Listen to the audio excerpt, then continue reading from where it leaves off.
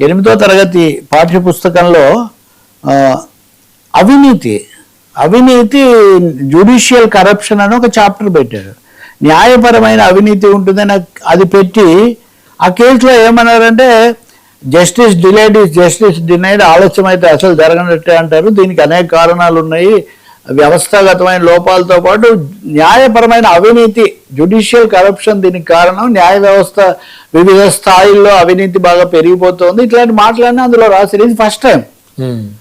So ఇది కపిల్ సిబాల్ తర్వాత అభిషేక్ మను సింఘ్వి ఈరోజు సుప్రీంకోర్టులో ప్రధాన న్యాయమూర్తి జస్టిస్ సూర్యకాంత్ దృష్టికి తీసుకెళ్లారు. ఆయన మేము కూడా చూసాము, దీన్ని మేము తీవ్రంగానే తీసుకుంటామంటే, కాదు మీరు సుమోటోగా తీసుకోవాలి, సుమోటోనే కాదు మేము అన్ని దానికి సంబంధించిన చేస్తున్నాము, ఎవరు ఎంత గొప్ప వాళ్ళైనా న్యాయ వ్యవస్థను అవమానించడాన్ని మటుకు మేము సహించబోము. ఉండొచ్చు తప్పులు, వాటిని దిద్దుకుంటాం. కానీ అయితే ఇక్కడ కపిల్ సిబాల్ వీళ్ళు అన్నదేమంటే న్యాయ వ్యవస్థ అవినీతి గురించి చెప్తున్నారు కానీ రాజకీయ వ్యవస్థ అవినీతి, అధికార వ్యవస్థలో అవినీతి, వచ్చిన కుంభకోణాలు, ఈ విషయాలు ఏం లేవు కదా.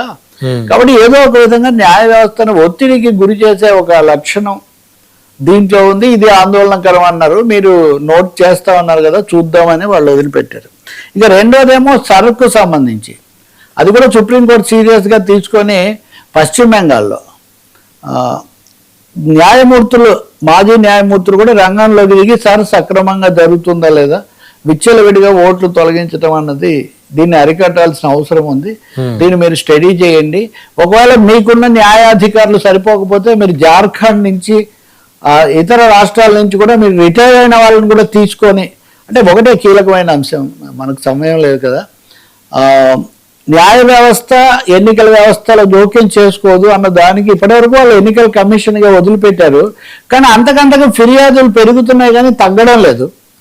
భారీ ఎత్తున 11%, 12% ఓట్లు తొలగిస్తున్నారు.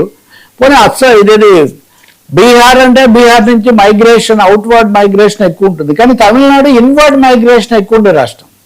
తమిళనాడులోకి వలసలు ఎక్కువ ఉంటాయి.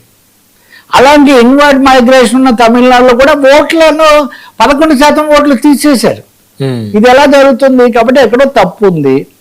రెండవది 2011 జనాభా లెక్కల ఆధారంగా చేస్తున్నారు, 15 ఏళ్ల కిందటి మాట. కాబట్టి అనేక అవకతవకలు ఉన్నాయి, వీటిని చక్కదిద్దాలి అని ఎన్నికల సంఘానికి కూడా చెప్పి బెంగాల్ హైకోర్టు ప్రధాన న్యాయమూర్తికి అధికారం ఇచ్చారు, మీరు ఏమైనా చర్యలు తీసుకొని జోక్యం చేసుకోండి, దీనివల్ల ఓటు హక్కు అనే దానికి భంగం కలగకుండా మీరు చూడండి అనే ఒక మాట వాళ్ళు చెప్పడం జరిగింది. ఇది చాలా కీలకమైనది. మరొక అంశం సార్, పాక్